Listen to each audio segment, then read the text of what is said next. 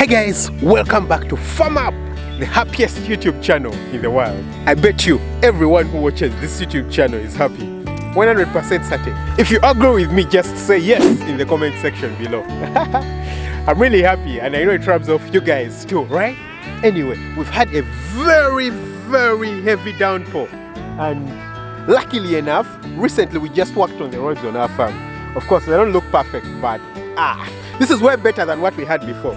Take a look behind. Well, it looks like there's some water, but it's very shallow. A car just passed here and we didn't have a problem. A few months back, the car would have been stuck right here. So we're doing quite well. We've done really well. The damper has been very helpful. You can see that we have marram on the road. You guys can see?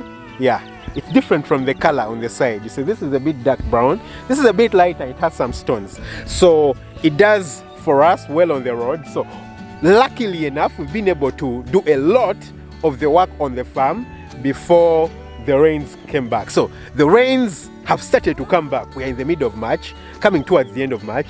So in April, we're going to have proper, full, blown out rain.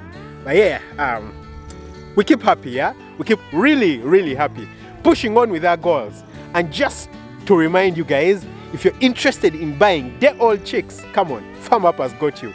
Happy farming, right?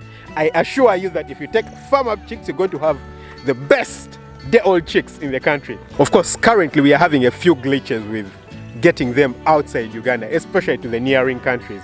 But we are working on that. I know I've said that for quite some time, but trust me, we are working on it. It's not as easy as you might think. Soon we'll have it done with and we'll be able to send birds to Kenya, Tanzania, DRC, South Sudan, you know, all the countries around Uganda. And then with time, we'll probably be able to send them way further. But if you're in Uganda, come on, just place your order. I'll leave a link in the description below with our number. And, you know, just send us a WhatsApp, give us a phone call. Trust me, you're going to get the very best day-old chicks you can get in the country. Just recently, I was visiting a farmer.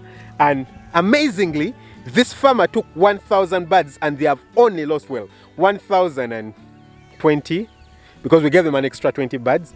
And they have lost only 2 birds. And those 2 birds they lost on day 1 because they fell in the water. A little bit of negligence, but hey, I trust this thing so much. Anyway, while I was taking a walk, I noticed this. Guys, take a look at the sheep and the goats. Can you? Quite too far away in the background. Come on, let's move over there.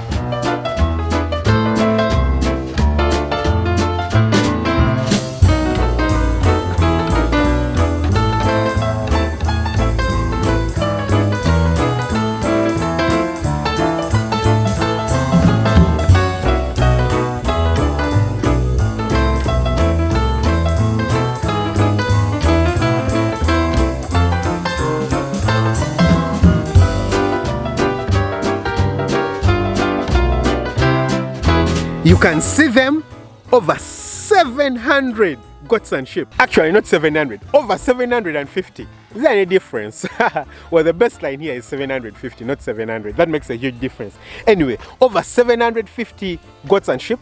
You can see a buddy, a friend right there in the background. I hope the camera can focus on him, yeah?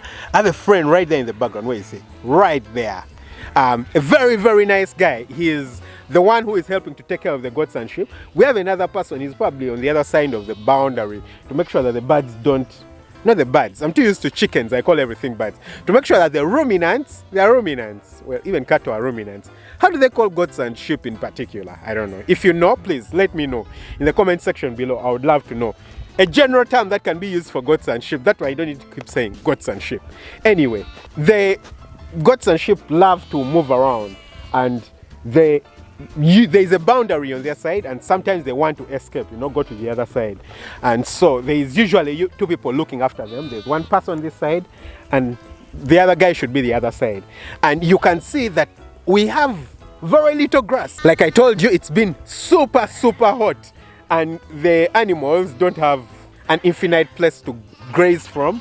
So that means that slowly as time kept passing, we had less and less grass available. You can see that we had dug up holes. You see, this is a hole over here. We had a few holes dug up over here. And the purpose of these holes is that we want to plant bananas in this area, a banana plantation and coffee. I'm still not sure if we're going to go through with that, because I might be having a change of plans on what we're going to be doing over here. So I think that might be off for now, but you can see the animals feeding. Now the interesting thing is that the sheep are floor eaters, ground. From the time they set out, it's probably about 5 p.m. right now. From the time they set out, that is at midday, until the time they go back, their heads are on the ground. They feed, and they feed a lot, but they feed from the ground. Their heads are on the ground. Unlike the goats that usually feed from the top, they love shrubs. They love to eat stuff that's up. So they'll occasionally raise their heads. Whenever they find something that's up, they will raise their heads. The sheep, no, it's the ground. So they'll just move with their heads down until they get back in the evening. What a painful life. So yes, we have a few of the tiny lambs. It rained a lot. It has just rained a lot. So you can see the goats and the sheep, they have, a lot of water on them. And you can see that a few of them are actually feeling cold, shivering a bit.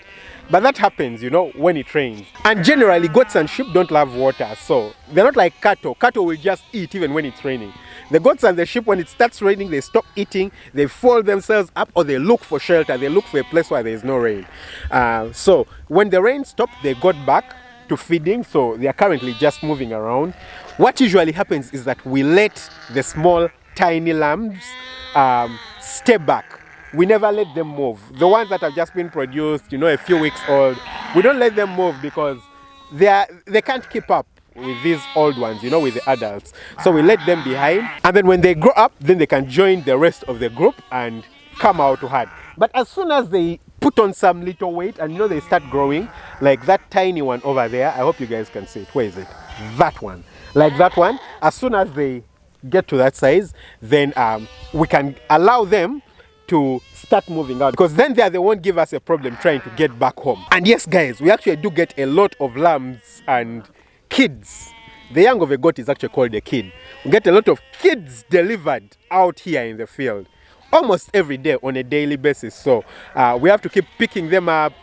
The guy who helps look after the goats and sheep, well, the guys, what they usually do is that they will gather them and then they will pick them up. They know where the mother has delivered from. So once everyone else has gone back, they come back and pick them and take them and put them in their goat house. Oh, that was it guys. Thanks for watching. Don't forget to hit that subscribe button, smash that notification bell. And if you want to become a poultry farmer, come on, take Farm Up Chicks. We have to leave right now. It's going to start getting dark and the animals need to get back home. So we need to send them off.